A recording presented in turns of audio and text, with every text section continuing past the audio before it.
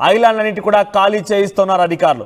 July 5 నుంచి జపాన్లో భారీ భూకంపం రాబోతుందని చెప్పేటువంటి మాటల్ని బాబా వంగా చెప్పుకొచ్చారు. అయితే 3 లక్షల మంది చనిపోతారనే మాటలు కూడా తన హెచ్చరిక రూపంలో జారీ చేశారు.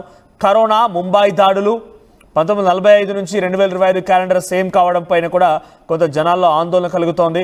అయితే ఆ తర్వాత అమెరికా ట్విన్ టవర్స్ కూల్చివేయడం, ఆ తర్వాత అక్కడ జరిగినటువంటి బారాక్ ఒబామా ప్రెసిడెంట్ అవ్వడం, ప్రిన్స్ దియానా మరణించిన, ఇవన్నీ కూడా బాబా వంగా చెప్పిన జోస్యాలకు కొంత నిజరూపం దాల్చాయనేటువంటి వాదన బలంగా వినిపిస్తోంది. కాబట్టి తాజాగా జపాన్లో జరిగినటువంటి ఈ సంఘటనలు కూడా మరింతగా బలం చేకూరుస్తున్నాయి.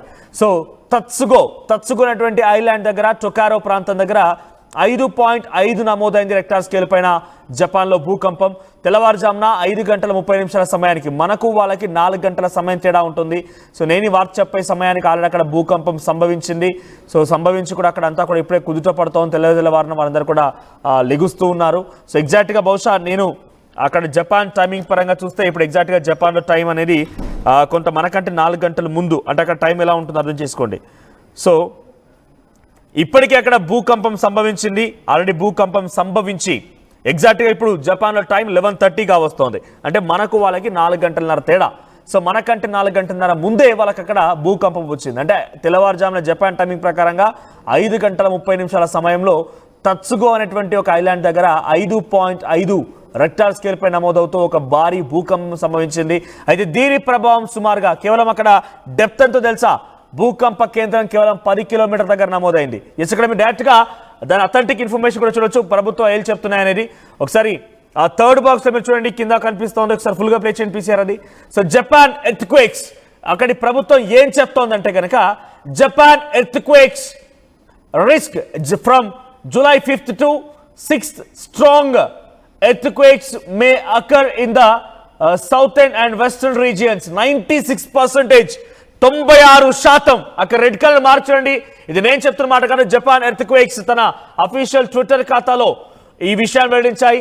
96% చాలా పెద్ద భూకంపం సంభవించే అవకాశం ఉంది. అక్కడి జపాన్ మొత్తం కూడా అత్తలాకుతలమయ్యే అవకాశం ఉందని చెప్పి హెచ్చరికలు జారీ చేస్తున్నారు. కేవలం ఒక 24 గంటల సమయం మాత్రమే ఉంది. అక్కడి ప్రభుత్వాలు కూడా ఇప్పటికే అలర్ట్ జారీ చేశాయి. అలర్ట్ జారీ చేసి అందరినీ కూడా రంగంలోకి దించుతున్నాయి. సహాయక సిబ్బందిని, రెస్క్యూ ఆపరేటర్ సిబ్బందిని అందరినీ కూడా రంగంలోకి దించుతూ ఉన్నాయి.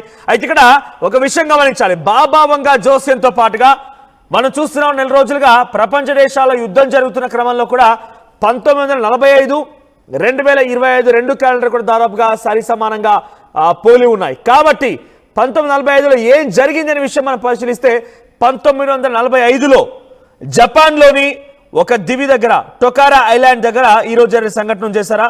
సో గతంలో జపాన్ 1945లో ఒక భారీ భూకంపం సంభవించింది. సుమారుగా 8.6 తీవ్రతతో ఆ రోజు భూకంపం సంభవించింది జపాన్లో. మక్రాన్, బలూచిస్తాన్లో సంభవించింది ఒక భూకంపం. ఆ తర్వాత జపాన్లో భారీ భూకంపం సంభవించింది. సో జపాన్లో సంభవించినటువంటి భూకంపం 1945 అతిపెద్ద భూకంపం. 8.6 రెక్టార్ స్కేల్ పై నమోదైంది. భూకంప కేంద్రం 11 కిలోమీటర్ల లోతులో భూకంప కేంద్రం నమోదైంది. మికావా ఎర్త్క్వేక్ గా చెప్పబడుతుంటుంది దాన్ని. సో మికావా రీజియన్ లో ఇది సంభవించింది.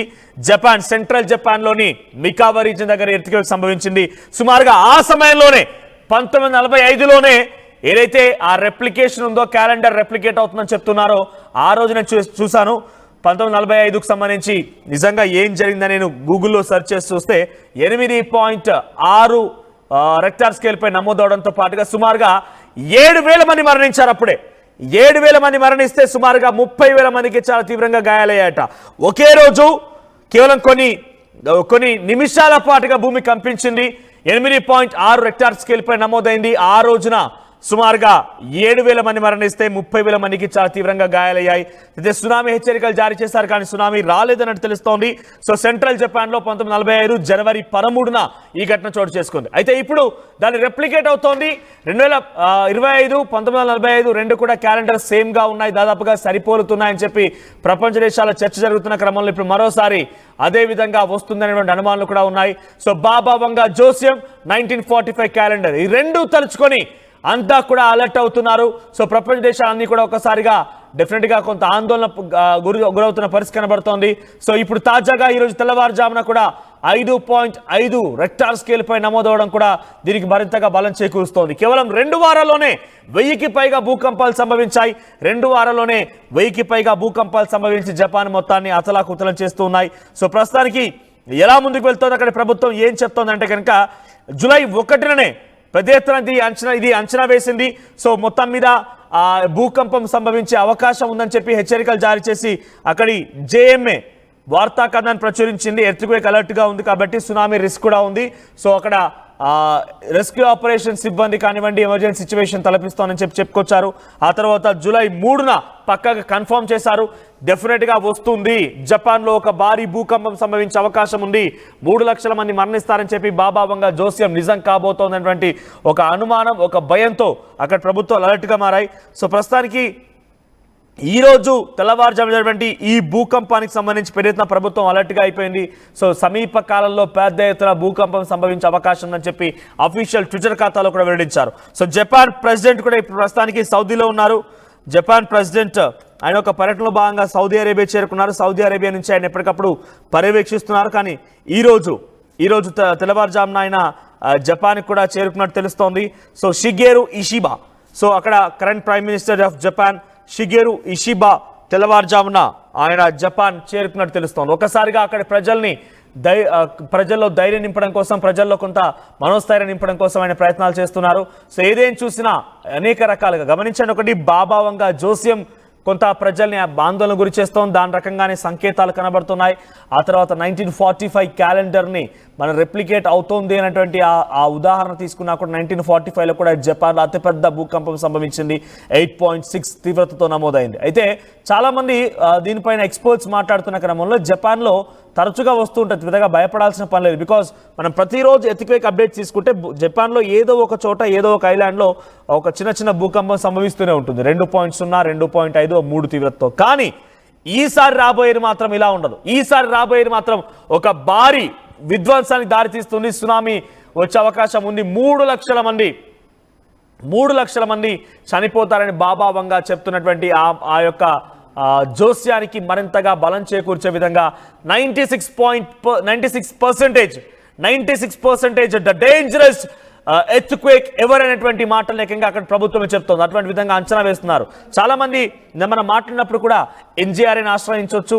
ఎర్త్క్వేక్ సంబంధించి అక్కడ అధికారులు ఉంటుంటారు, రీసెర్చ్ అధికారులు ఉంటారు. వాళ్ళు చెప్తారంటే ఆ రీసెర్చ్ అధికారులు చెప్పే డేటాని మీకు చూపిస్తాను నేను.